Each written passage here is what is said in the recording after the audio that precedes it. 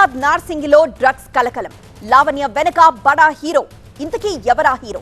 ఈ స్టోరీతో పాటు TTD board meeting లో కీలక నిర్ణయాలు తీసుకున్నారు. 5,000 కోట్లతో వార్షిక బడ్జెట్ కు ఆమోదం తెలిపారు. ఇక ఏపీ స్పీకర్ కు వివరణ ఇచ్చిన రెబెల్ ఎమ్మెల్యేలు. ఏం జరగబోతోంది ఇప్పుడు? దీంతో పాటు శ్రీకాకుళంలో రిజర్వేషన్ల హీట్. రిజర్వేషన్లు కావాలంటూ బెంతు ఓరియాలో వారికి రిజర్వేషన్లు ఇవ్వద్దంటూ ఆదివాసీ సంఘాలు పోటాపోటీ ర్యాలీలు. ఈ స్టోరీతో పాటు అవినీతి అధికారి బాలకృష్ణపై వేటుకు రంగం సిద్ధమైంది. ఇలాంటి డీటెయిల్స్ 585 లో చూద్దాం.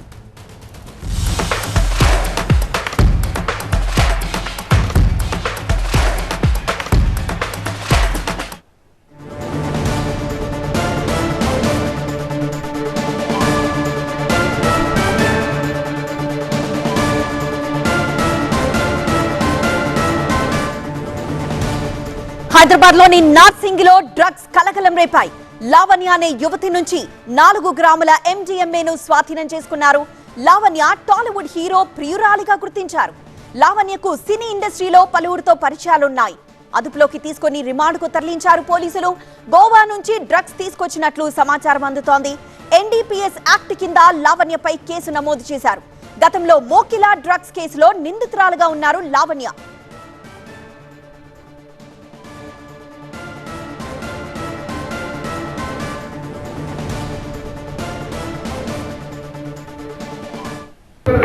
నార్సింగ్ పోలీసులు అదేవిధంగా కలిసి ఒక మహిళ అంటే తను డ్రగ్తో ఉందని చెప్పి సమాచారం మేరకు ఆమెను అదుపులో తీసుకోగా ఒక 4 గ్రాముల MDMA స్వాధీనపరచుకోవడం జరిగింది. దాని వర్త్ వచ్చి ఒక 50,000 వరకు ఉంటుంది. దీనిపై మనం కేసు నమోదు చేసి దర్యాప్తు చేస్తున్నాము. ఇది ఇచ్చిన వ్యక్తులు ఎక్కడి నుంచి వచ్చాయని మొత్తం కూడా చూస్తాము. ఓకే. సో అది నార్సింగిలో డ్రగ్స్ కలకలం రేపై లావణ్య అనే యువతి నుంచి 4 గ్రాముల MDMAను స్వాధీనం చేసుకున్నారు పోలీసులు. లావణ్య టాలీవుడ్ హీరో ప్రియురాలిగా గుర్తించారు. లావణ్యకు సినీ ఇండస్ట్రీలో చాలా మందితో పరిచయాలు కూడా ఉన్నట్లు తెలుస్తోంది. దీంతో పోలీసులు ప్రస్తుతానికి అదుపులోకి తీసుకుని రిమాండ్కు తరలించారు. గోవా నుంచి డ్రగ్స్ తీసుకొచ్చినట్లు సమాచారం అందుతోంది. NDPS యాక్ట్ కింద లావణ్యపై కేసు నమోదు చేశారు. అయితే ఇది మొదటిసారి కాదు. గతంలో మోకిలా డ్రగ్స్ కేసులో కూడా నిందితురాలుగా ఉన్నారు లావణ్య. మరింత సమాచారం మా ప్రతినిధి ప్రణీత అందిస్తారు లైవ్ ద్వారా. ప్రణీత, గతంలో మోకిలా డ్రగ్స్ కేసు, ఇప్పుడు నార్సింగి కేసు. అసలు లావణ్య బ్యాక్గ్రౌండ్ ఏంటి? లావణ్యకు సంబంధించి సినీ ఇండస్ట్రీతో ఉన్న లింక్స్ ఏంటి? సో ప్రజెంట్ నిన్న కోకాపేటలో ఆమెను అదుపులోకి తీసుకున్నారు. సో కోకాపేటలో ఒక అపార్ట్మెంట్లో ఆమె నివాసం ఉంటుంది. ఒక మ్యూజిషియన్గా ఆమె ప్రస్తుతం పనిచేస్తుంది. దీంతో ఇండస్ట్రీకి సంబంధించినటువంటి వ్యక్తులతోనూ అనేక సంబంధాలు ఉన్నాయి. ఒక ప్రముఖ టాలీవుడ్ హీరోకి తను ప్రియురాలుగా ఉంది. ఈ నేపథ్యంలోనే కోకాపేటలో ఒక విల్లాలో ఉంటున్నటువంటి లావణ్య నిన్న సాయంత్రం ఇంటి నుండి బయటికి వచ్చింది. RTC బస్సు ఎక్కేటువంటి క్రమంలో నార్సింగ్ పోలీసులు ఆమెను అదుపులోకి తీసుకున్నారు. అయితే పక్కా సమాచారంతోనే ఆమెను తనిఖీ చేశారు పోలీసులు. ఆమె హ్యాండ్ బ్యాగ్లో మొత్తం 4 గ్రాములకు సంబంధించినటువంటి MDMA డ్రగ్స్ లభ్యమయ్యాయి. అయితే ఇవి తను స్వీకరించేందుకు, కన్జ్యూమ్ చేసేందుకు తీసుకుందా, లేదంటే ఎవరికైనా పెడ్లు చేసేందుకు తీసుకుందా అనేటువంటిది మాత్రం ఇంకా పోలీసుల విచారణలో బయటపడాల్సింది. అయితే పోలీసులు అడిగినటువంటి సమయంలో ఈమెకు ఉనిత్ రెడ్డి అనేటువంటి వ్యక్తి డ్రగ్స్ ఇచ్చినట్టు పోలీసులకు చెప్పింది. సో ఉనిత్ రెడ్డిని కూడా పోలీసులు అదుపులోకి తీసుకున్నారు. అయితే ప్రస్తుతం ఈమెకు ఆల్రెడీ టాలీవుడ్తో పరిచయాలు ఉన్నాయి కాబట్టి ఇంకా ఈమెకు తెలిసినటువంటి వ్యక్తులు ఎవరైనా డ్రగ్స్ కన్జ్యూమ్ కానీ డ్రగ్స్ పెడ్లింగ్ కానీ చేస్తున్నారన్నటువంటి వివరాలపైన కూడా పోలీసులు విచారించారు. ఆల్రెడీ ఈమెను అరెస్ట్ చేసి రిమాండ్కి తరలించారు. ఈమె సెల్ ఫోన్ని నార్సింగ్ పోలీసులు అదుపులోకి తీసుకున్నారు. సెల్ ఫోన్ డేటా ప్రకారం ఈమె ఎవరెవరితో కాల్స్ మాట్లాడింది అనేటువంటి వివరాలు కూడా రాబట్టున్నారు. ఎందుకంటే గతంలో ఒక 3-4 మంత్స్ బ్యాకే మోకిల్లా PS లోనూ ఒక డ్రగ్స్ కేసు నమోదైంది. వరలక్ష్మి టిఫిన్స్ అధినేత పైన డ్రగ్స్ కేసులో ఈమె కూడా వన్ ఆఫ్ ద అక్యూజ్డ్గా ఉన్నారు. సో అప్పుడు పోలీసులకు దొరకకుండా పారిపోయింది. ఇప్పుడు పోలీసులు ఆమె మీద అప్పటి నుండి కూడా పోలీసుల రాడార్లోనే ఆమె ఉంది. ఆమె పైన నిరంతరం ఫోకస్ పెట్టారు. ఎందుకంటే డ్రగ్స్ కన్జ్యూమర్స్ కింద ఆమె పేరు వచ్చింది కాబట్టి మళ్ళీ అప్పుడు ఫోకస్ పెట్టిన తర్వాత నిన్న ఈ విధంగా ఆమె దగ్గర 4 గ్రామ్స్కి సంబంధించిన డ్రగ్స్ ఉన్నట్లు పక్కా సమాచారం రావడంతో పోలీసులు ఆమె ఇంటి నుండి వెళ్తున్నటువంటి క్రమంలోనే ఆమెను అరెస్ట్ చేశారు. సో ఆమె దగ్గర లభ్యమైనటువంటి 4 గ్రామ్స్ MDMAను కూడా స్వాధీనం చేసుకున్నారు. దాదాపు ఒక 50,000 పైగా వీటిలో ఉంటుంది. ఇప్పుడు ఆమెను మళ్ళీ కస్టడీకి తీసుకునేందుకు కూడా నార్సింగ్ పోలీసులు ప్రయత్నాలు చేస్తున్నారు. ఎస్ ప్రణీత. ఇక 5,000 కోట్లకు పైగా నిధులతో వార్షిక బడ్జెట్ కు ఆమోదం తెలిపింది టీటీడీ బోర్డు. అలాగే టీటీడీలో పలు విభాగాల్లో పనిచేస్తున్న ఎంప్లాయీస్ కు జీతాలు పెంచారు. స్విమ్స్ ఆసుపత్రి 1200 పడకలకు పెంపు, టీటీడీలో కొత్త సాఫ్ట్వేర్ వినియోగానికి ఆమోదం తెలిపింది పాలక మండలి. తిరుమల తిరుపతి దేవస్థానం పాలక మండలి సమావేశంలో పలు కీలక నిర్ణయాలు తీసుకున్నారు. 5,141 కోట్లతో 2024-25 టీటీడీ వార్షిక బడ్జెట్కు ఆమోదం తెలిపింది పాలక మండలి. టీటీడీ బోర్డు ఆమోదించిన నిర్ణయాలను వివరించారు చైర్మన్ భూమన కరుణాకర్ రెడ్డి. ఈ ఏడాది నుంచి సరికొత్త ప్రయోగానికి శ్రీకారం చుట్టామన్నారు. హిందూ ధార్మిక ప్రచారంలో భాగంగా బంగారు మంగళసూత్రాలు, లక్ష్మీ కాసులు భక్తులకు విక్రయించాలని నిర్ణయం తీసుకున్నామన్నారు. టీటీడీ 2024-25 ఆర్థిక సంవత్సరానికి గాను 5,141 కోట్ల 74 లక్షల వార్షిక బడ్జెట్ను ఆమోదించడం జరిగింది. టీటీడీ ఉద్యోగుల ఇళ్ల స్థలాల్లో గ్రావెల్ రోడ్డు నిర్మాణానికి ఆమోదం తెలిపామన్నారు చైర్మన్. లడ్డూ ట్రే మోసే కార్మికులకు అదనంగా 15,000 వేతనం పెంచడంతో పాటు వేద పాఠశాలల్లో 51 మంది సంభావన అధ్యాపకుల జీతం 34 నుంచి 54,000కు పెంచామని నిర్ణయించామన్నారు. టీటీడీ ఆధ్వర్యంలో నడుస్తున్న 60 ఆలయాల్లో కొత్త పోస్టుల మంజూరుకు ప్రభుత్వానికి ప్రతిపాదనలు పంపుతున్నామన్నారు. స్విమ్స్ ఆసుపత్రిని 300 పడకల నుంచి 1,200 పడకల పెంపుకు 148 కోట్లతో టెండర్కు ఆమోదం తెలిపింది టీటీడీ బోర్డు. దాదాపు 30 ఏళ్లుగా ఇళ్ల స్థలాల కోసం ఎదురు చూసినటువంటి టీటీడీ ఉద్యోగస్తుల కలను సాకారం చేసినటువంటి మాన్యశ్రీ ముఖ్యమంత్రి వర్యులు జగన్మోహన్ రెడ్డి గారికి టీటీడీ పాలక మండలి కృతజ్ఞతలు తెలియజేస్తూ ఒక తీర్మానాన్ని కూడా చేయడం జరిగింది. అన్నమయ్య భవన్ ఆధునీకరణకు 1,47,00,000 కేటాయించింది టీటీడీ బోర్డు. సప్తగిరి సత్రాల్లో అభివృద్ధి పనులకు 1,50,00,000, ఎస్ఎంసీతో పాటు పలు కాటేజీల ఆధునీకరణకు 10 కోట్లు మంజూరు చేసింది. అలాగే టీటీడీలో ఒరాకిల్ ఫ్యూజన్ క్లౌడ్ సాఫ్ట్వేర్ వినియోగాన్ని ఆమోదించారు. టీటీడీ ఆధ్వర్యంలో నడుస్తున్న స్విమ్స్ సూపర్ స్పెషాలిటీ ఆసుపత్రి తిరుపతి జిల్లాకు మాత్రమే కాకుండా యావత్ రాయలసీమ ప్రజలకు మెరుగైన వైద్య సేవలు అందిస్తున్న సంగతి అందరికీ తెలిసిందే. ఈ ఆసుపత్రిలో వైద్య సేవలు పొందుతున్న రోగుల సంఖ్య రోజురోజుకు పెరుగుతున్నటువంటి నేపథ్యంలో ప్రస్తుతం ఉన్న 300 పడకలను 1,200 పడకలుగా మార్చడానికి నిర్ణయం తీసుకోవటం జరిగింది. మరింత సమాచారం మా ప్రతినిధి రాజు లైవ్ ద్వారా అందిస్తారు. రాజు, టీటీడీ బోర్డు మీటింగ్ లో తీసుకున్న నిర్ణయాలు, వార్షిక బడ్జెట్ కి సంబంధించిన డీటెయిల్స్ ఏంటి?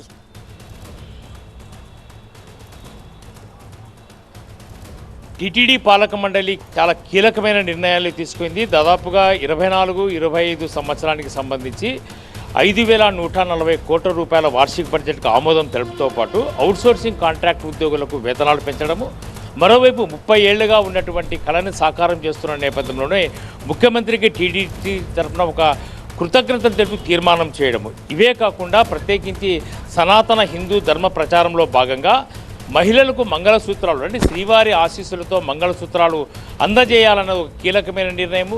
గతంలో టీటీడీ పాలక మండలి చైర్మన్గా భూమన కరుణాకర్ రెడ్డి ఉన్నప్పుడు కళ్యాణమస్తు అనే కార్యక్రమాన్ని అమలు చేశారు. ఇందులో సామూహిక వివాహాలు దాదాపుగా 32 వివాహాలు చేసిన టీటీడీ ఉచితంగానే బంగారు మంగళసూత్రాలను అందజేసింది. అయితే ఇప్పుడు అందరికీ కూడా అందుబాటులోకి తీసుకురావాలని ఒక కీలకమైన నిర్ణయంగానే చెప్పుకోవచ్చు. ఎందుకంటే ఇప్పటికే పెళ్ళైన వాళ్ళు కానీ లేదంటే పెళ్లి చేసుకోబోతున్న వాళ్ళకి కానీ మంగళసూత్రాలు, బంగారు మంగళసూత్రాలు టీటీడీ శ్రీవారి ఆశీస్సులతో అందజేయాలని నిర్ణయించింది. ఎలాంటి లాభాపేక్ష లేకుండా, నష్టాలు రాకుండా ఉండే విధంగానే బంగారుతో తయారు చేసినటువంటి 5 గ్రాములు 10 గ్రాములు మంగళసూత్రాలను అందజేయాలని చెప్పి టీటీడీ నిర్ణయించింది. దాదాపుగా 4 నుంచి 5 డిజైన్ల వరకు కూడా ఇవి ఉండబోతున్నాయి. ఇప్పటికే టీటీడీ శ్రీవారి డాలర్లను విక్రయిస్తుంది. దీంట్లోనే భాగంగానే మంగళసూత్రాలను కూడా తయారు చేసి శ్రీవారి ఆశీస్సులు ఉండాలి, ప్రతి దాంపత్య జీవితము సుఖంగా ఉండాలంటే ఆయా మహిళలకు శ్రీవారి ఆశీస్సులు మెండుగా ఉండాలన్న ఒక కీలకమైన నిర్ణయంగానే టీటీడీ భావించింది. కాబట్టి సనాతన హిందూ ధర్మ ప్రచారంలో భాగంగానే వీటిని ఇవ్వబోతోంది. ఇందుకు సంబంధించినటువంటి విక్రయాలు త్వరలోనే కొనసాగుతాయని టీటీడీ పాలక మండలి కీలకమైన నిర్ణయమే తీసుకుంది. ప్రత్యేకించి ఉద్యోగులకు వెల్ఫేర్కి సంబంధించిన కానీ మరోవైపు భక్తులకు అవసరాలకు సంబంధించిన సౌకర్యాలు కల్పించడంతో పాటు మరోవైపు ఆసుపత్రికి వచ్చే టీటీడీ నిధులతో నిర్వహిస్తున్నటువంటి ఆసుపత్రుల్లో మరిన్ని ఆధునిక సౌకర్యాలు అందుబాటులోకి తీసుకురావాలని చెప్పి టీటీడీ పాలక మండలి అయితే కొన్ని కీలక నిర్ణయాలు తీసుకుంది. ఇందులో భాగంగానే మహిళలకు దాంపత్య జీవితము శ్రీవార్యాస్తులో బాగుండాలనే ఉద్దేశంతోనే మంగళసూత్రాలను విక్రయించాలనే నిర్ణయం మాత్రము చాలా కీలక నిర్ణయంగానే భావించాల్సిన అవసరం అయితే ఉంది. ఎస్ రాజు. ఇక శ్రీకాకుళం జిల్లాలో రిజర్వేషన్ల వివాదం హీటెక్కింది. రిజర్వేషన్లు కావాలంటూ బెంతోరియలు, వారికి రిజర్వేషన్లు ఇవ్వద్దంటూ ఆదివాసీ సంఘాలు పోటాపోటీ ర్యాలీలు నిర్వహించాయి. జిల్లాలో అసలు బెంతోరియలే లేరు, వారంతా నకిలీలు అంటూ ఆరోపిస్తున్నారు ఆదివాసీ నేతలు. శ్రీకాకుళం జిల్లాలో బెంతు ఒరియాలు వర్సెస్ ఆదివాసీ సంఘాల మధ్య కోల్డ్ వార్ నడుస్తోంది. తమను ఎస్టీలుగా గుర్తించాలంటూ కంచిలిలో భారీ ర్యాలీ చేపట్టారు బెంతు ఒరియాలు. తహసీల్దార్ కార్యాలయాన్ని ముట్టడించారు. మరోవైపు బెంతు ఒరియాలకు రిజర్వేషన్ కల్పించొద్దంటూ భారీ ర్యాలీ తీశారు ఆదివాసీలు. ఆదివాసీలు చేస్తున్న న్యాయమైన పోరాటానికి అఖిల భారత రైతు సంఘంగా మేము బలపరుస్తున్నాం. ఎటువంటి గిరిజనేతరులు ఎవరిని కూడా సాంప్రదాయిక ఆదివాసీ తెగల్లో చేర్చకూడదు. సాంప్రదాయిక ఆదివాసీల్ని రక్షించాలి.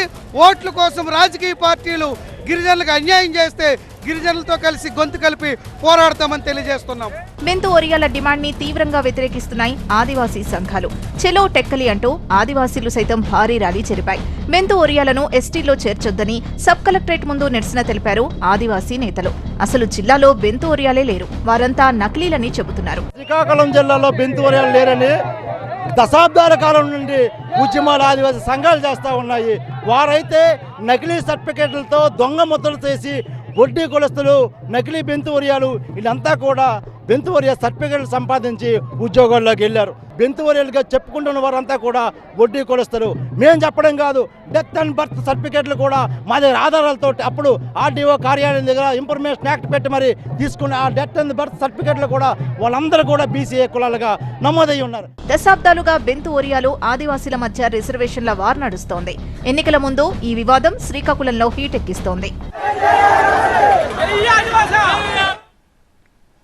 శ్రీకాకుళంలో రిజర్వేషన్ల పోరుపై మరిన్ని డీటెయిల్స్ మా కరెస్పాండెంట్ శ్రీనివాస్ అందిస్తారు. శ్రీనివాస్, జిల్లాలో బెంతు ఒరియాల రిజర్వేషన్ సమస్య తీవ్రతరమవుతోంది. గత దశాబ్ద కాలంగా ఈ యొక్క వివాదం నలుగుతూ ఉన్నప్పటికీ కూడా ఇప్పుడు సార్వత్రిక ఎన్నికలు సమీపిస్తుండటం, మరోవైపు కులగణన కూడా రాష్ట్రంలో జరుగుతున్నటువంటి నేపథ్యంలో ఇది ఇప్పుడు హాట్ టాపిక్గా మారింది. ఈ నేపథ్యంలోనే బెంతు ఒరియాలుగా చెప్తున్న వారంతా కూడా ఇప్పుడు భారీ ఆందోళనలు చేపడుతున్నారు. గత కొద్ది రోజులుగా ఈరోజు కంచిలి మండల కేంద్రంలో భారీ ర్యాలీ చేపట్టి అటు తహసీల్దార్ కార్యాలయాన్ని ముట్టడించారు. అయితే అదే సమయంలో ఇటు రిజర్వేషన్లు పొందుతున్నటువంటి ఆదివాసీలు కూడా ఆ యొక్క బెంతు ఒరియాలు డిమాండ్ని తప్పుపడుతూ వీళ్ళు కూడా ఆందోళనకు చేపడుతున్నారు. బెంతు ఒరియాలు చెప్పుకుంటున్నారు కానీ శ్రీకాకుళం జిల్లాలో ఉన్నటువంటి వడ్డీ కులస్తులు వాళ్ళు చెప్పుకుంటున్నారు. కానీ ఏదైతే రాష్ట్ర ప్రభుత్వం నియమించినటువంటి అనేకమైన అధ్యాయాలు కూడా వాళ్ళు ఎస్టీలు కాదని చెప్తా ఉన్నారు. అందదానికి మొన్ననే 104 ప్రకారంగా జేసీ శర్మకి ఇచ్చిన రిపోర్ట్లో కూడా ఎస్టీలు లేరని బెంతు లేరని చెప్పారు.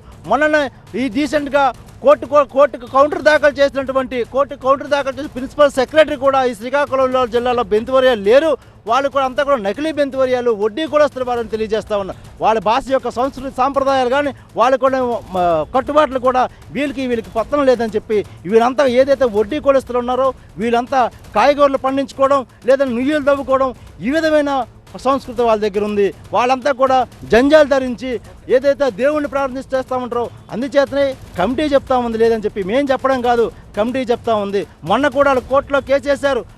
కోర్టులో కేసేసి కూడా వాళ్ళు మేము బెంతు ఒరియాలుగా సర్టిఫికేట్ ఇవ్వనని చెప్తే కోర్టులో కేసేసిన తర్వాత కూడా కోర్టులో ప్రిన్సిపల్ సెక్రటరీ కౌంటర్ దాఖలు చేసి అరెస్టు లేదని ఈ కోర్టే స్వయంగా దీన్ని విచారణ చేయమని స్వయంగా ప్రభుత్వాలకు ఆదేశాలు చేస్తూ ఉంటే ఈరోజు ఐటీడీఏ పిఓ సీతంపేట వారు చాలా సీరియస్గా విచారణ చేస్తూ ఉంటే స్వయంగా తమ్మునేని సీతారాం గారే ఈ విచారణ చెయ్యొద్దని ఆపుకున్నారు. 2024 కూడా ఆదివాసులకు అన్యాయం అయితే మొత్తానికి ఇటు బెంతు ఒరియాలకు సంబంధించి ఈ సమస్య అయితే ఇటు ఆదివాసీలకి అదేవిధంగా బెంతు ఒరియాలుగా చెప్తున్నటువంటి ఆ యొక్క కమ్యూనిటీకి సంబంధించి చాలా హాట్ టాపిక్గా జిల్లాలో ఉంది. దశాబ్దాలుగా ఈ యొక్క సమస్య అనేటువంటిది నలిగిపోతున్నటువంటి పరిస్థితి. ఈ నేపథ్యంలోనే ఇరు వర్గాలు కూడా రోడ్డెక్కుతున్నాయి. ఆందోళనలు గత కొంతకాలంగా ఆందోళనల బాట కూడా పడుతున్నటువంటి నేపథ్యంలో చాలా హాట్ టాపిక్గా ఈ వివాదం అయితే జిల్లాలో ఉంది. ఎస్ శ్రీనివాస్, ఇక వైసీపీ రెబెల్ ఎమ్మెల్యేలు స్పీకర్ తమ్మినేని సీతారాంను కలిశారు. స్పీకర్ను కలిసిన వారిలో వైసీపీ రెబెల్ ఎమ్మెల్యేల్లో ఆనం రామనారాయణ రెడ్డి, మేకపాటి చంద్రశేఖర్ రెడ్డి, కోటంరెడ్డి శ్రీధర్ రెడ్డి, ఉండవల్లి శ్రీదేవి ఉన్నారు. ఇక టీడీపీ రెబెల్ ఎమ్మెల్యేల్లో మద్దాలి గిరి, వల్లభనేని వంశీ, కరణం బలరాం, వాసుపల్లి గణేష్ ఉండగా జనసేన రెబెల్ ఎమ్మెల్యేగా రాపాక వరప్రసాద్ ఉన్నారు. ఎమ్మెల్యేలు తమకు ఇచ్చిన నోటీసులపై వివరణ ఇచ్చారు.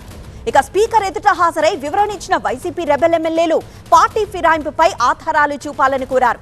చట్టవిరుద్ధంగా అనర్హత వేటు వేయాలని చూస్తున్నారని ఆరోపించారు. మరోవైపు వైసీపీ రెబెల్ ఎమ్మెల్యేలు అనర్హతపై ఇప్పటికే న్యాయ సలహా తీసుకున్నారు స్పీకర్. రెబెల్ ఎమ్మెల్యేలు వివరణ పూర్తి కావడంతో స్పీకర్ నిర్ణయం ఎలా ఉండబోతుందన్న దానిపై ఏపీలో ఉత్కంఠ నెలకొంది. మరింత సమాచారం మా ప్రతినిధి ఎంపీ రావు లైవ్ ద్వారా అందిస్తారు. ఎంపీ రావు, రెబెల్ ఎమ్మెల్యేలు తమ వివరణ అయితే ఇచ్చారు. ఇప్పుడు స్పీకర్ నిర్ణయంపై ప్రస్తుతం ఉత్కంఠ నెలకొంది. స్పీకర్ నిర్ణయం ఎలా ఉండబోతోంది అనుకుంటున్నారు?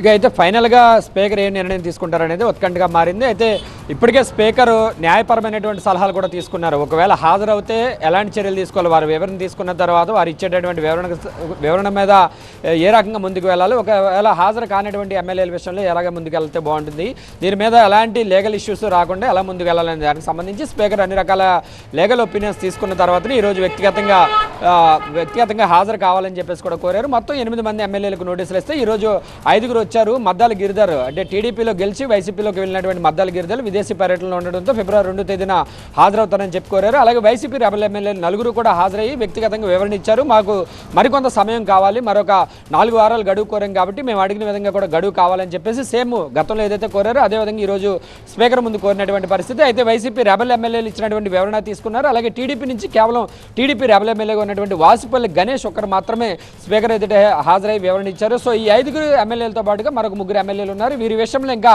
ఇప్పుడు బంద్ అయితే స్పీకర్ కోర్టులో ఉంది. స్పీకర్ ఏ నిర్ణయం తీసుకుంటారనేది కూడా ఆసక్తిగా మారినటువంటి పరిస్థితి. దీనికి సంబంధించి అసెంబ్లీ రూల్స్ ఏ విధంగా ఉన్నాయి, ప్రొసీడింగ్స్ ఏ విధంగా ఉన్నాయి అనే దానికి సంబంధించి కూడా స్పీకర్ పరిశీలన చేస్తున్నారు. సో రేపు లేదా ఎల్లుండి, ఎందుకంటే వచ్చే వారంలో వచ్చే నెల 6వ తేదీ నుంచి అసెంబ్లీ సమావేశాలు కూడా ప్రారంభమయ్యేటువంటి అవకాశం ఉంది కాబట్టి ఈలోగానే ఎమ్మెల్యేల అనర్హత వేడికి సంబంధించి కూడా స్పీకర్ ఒక నిర్ణయం తీసుకుంటారు అన్నట్లుగా తెలుస్తుంది. సో మొత్తంగా అయితే ఈ 8 మంది ఎమ్మెల్యేల విషయంలో రేపు లేదా ఎల్లుండి స్పీకర్ ఒక తుది నిర్ణయం తీసుకుంటారని కూడా తెలుస్తుంది. అయితే వైసీపీ ఎమ్మెల్యేలు మాత్రం ఇప్పటికే కోర్టుకు కూడా వెళ్ళారు. కోర్టులో ఈ రోజు లంచ్ మోషన్ పిటిషన్ వేశారు కాబట్టి కోర్టులో కూడా వాదనలు కూడా పూర్తయ్యాయి. తీర్పు రిజర్వ్లో ఉంది కాబట్టి కోర్టు తీర్పు మీద వైసీపీ రెబెల్ ఎమ్మెల్యేలు అయితే ఆశతో ఉన్నారు. సో మరి అటు స్పీకర్ నిర్ణయం ముందుకు వస్తుందా, కోర్టు ఏం చెప్తుంది, కోర్టు ఇచ్చేటటువంటి జడ్జిమెంట్ ఏ విధంగా ఉంటుంది, సో మొత్తంగా అయితే స్పీకర్ ఎలాంటి నిర్ణయం తీసుకుంటారనేది కూడా రేపు లేదా ఎల్లుండి ఒక క్లారిటీ వచ్చేటటువంటి అవకాశం కనిపిస్తుంది.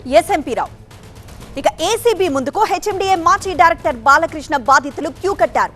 పుప్పాలగూడలోని 447 సర్వేలో అక్రమ అనుమతులపై కంప్లైంట్ చేశారు. 33 అంతస్తుల హై రైజ్ బిల్డింగ్ అనుమతులపై దర్యాప్తుకు విజ్ఞప్తి చేశారు.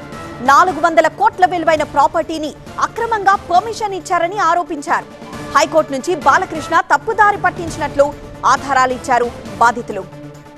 ఇక హెచ్ఎండిఏ మాజీ డైరెక్టర్ బాలకృష్ణ కేసు దర్యాప్తులో సంచలనాంశాలు బయటకు వస్తున్నాయి. బాలకృష్ణ రేరా సెక్రటరీగా ఉన్న సమయంలో చైర్మన్ గా సోమేష్ కుమార్ ఉన్నారు. దీంతో మాజీ సీఎస్ సోమేష్ కుమార్ ఆస్తులపైన ఫోకస్ చేస్తోంది ఏసీబీ. సోమేష్ కుమార్ భార్య పేరుతో యాచారంలో 25 ఎకరాలు రిజిస్టర్ అయింది. ఈ ల్యాండ్ కి సంబంధించి పూర్తి వివరాలు సేకరిస్తోంది ఏసీబీ. అసలు సోమేష్ కుమార్ కు 25 ఎకరాల ల్యాండ్ ఎలా వచ్చిందనే దానిపై కూపీ లాగుతున్నారు అధికారులు. మరోవైపు హెచ్ఎండిఏ మాజీ డైరెక్టర్ బాలకృష్ణపై వేటుకు రంగం సిద్ధం చేస్తున్నారు. బాలకృష్ణను ఏకంగా సర్వీస్ నుంచి తొలగించేందుకు ప్రభుత్వం సన్నాహాలు చేస్తోంది. దీనిపై న్యాయ సలహాను తీసుకుంటున్నారు మున్సిపల్ శాఖ ఉన్నతాధికారులు. బాలకృష్ణ హామీతో ఫైల్స్ పై సంతకాలు చేసిన ఉద్యోగులకి కూడా ఏసీబీ నోటీసులు ఇచ్చే అవకాశం ఉంది.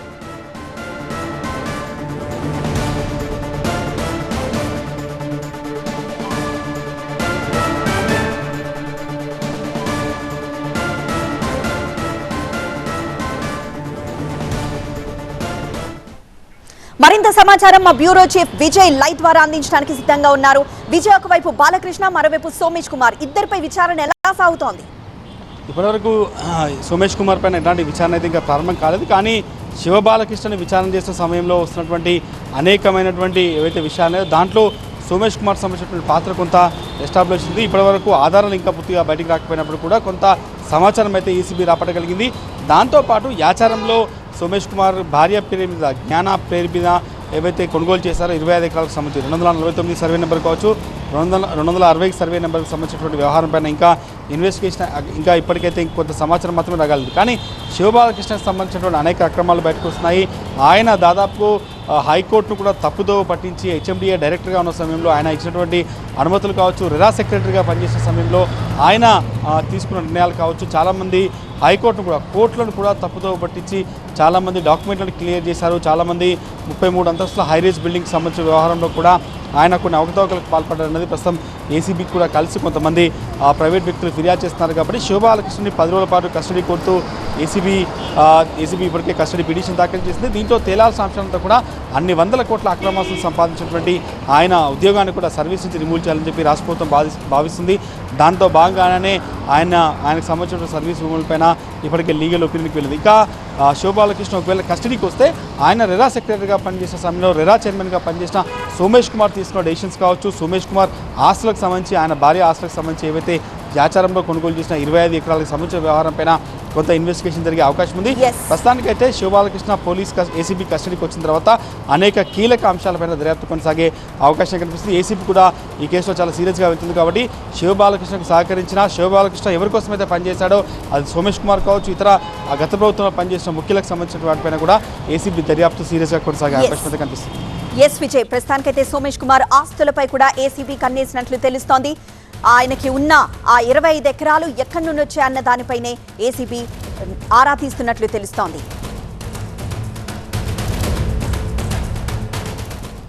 ఇక ఢిల్లీలో కలర్ఫుల్ గా కొనసాగింది బీటింగ్ ది రిట్రీట్ కార్యక్రమం. రిపబ్లిక్ డే ముగింపు వేడుకల్లో ఈ కార్యక్రమానికి హాజరయ్యారు రాష్ట్రపతి ముర్ము, ప్రధాని మోదీ. ప్రస్తుతం లైవ్ ద్వారా ఆ దృశ్యాల్ని చూస్తున్నాము.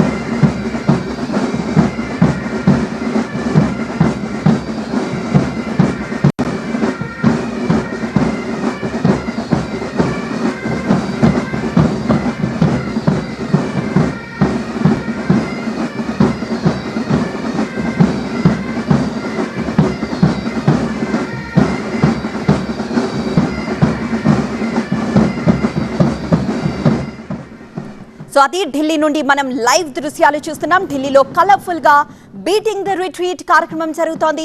రిపబ్లిక్ డే ముగింపు వేడుకల్లో బీటింగ్ ది రిట్రీట్ జరుగుతుంది. ఈ కార్యక్రమానికి రాష్ట్రపతి ముర్ము, ప్రధాని మోదీ హాజరయ్యారు. త్రివిధ దళాల కవాతు ఎంతో ఆకట్టుకుంది. కొద్దిసేపటి క్రితమే మనం చక్ర వ్యూహ్ ఆర్మీ ప్రదర్శించిన చక్ర వ్యూహ్ని చూసాము. ఇక విజయ్ చౌక్ లో జనం కూడా భారీగా హాజరయ్యారు బీటింగ్ ది రిట్రీట్ చూడడానికి.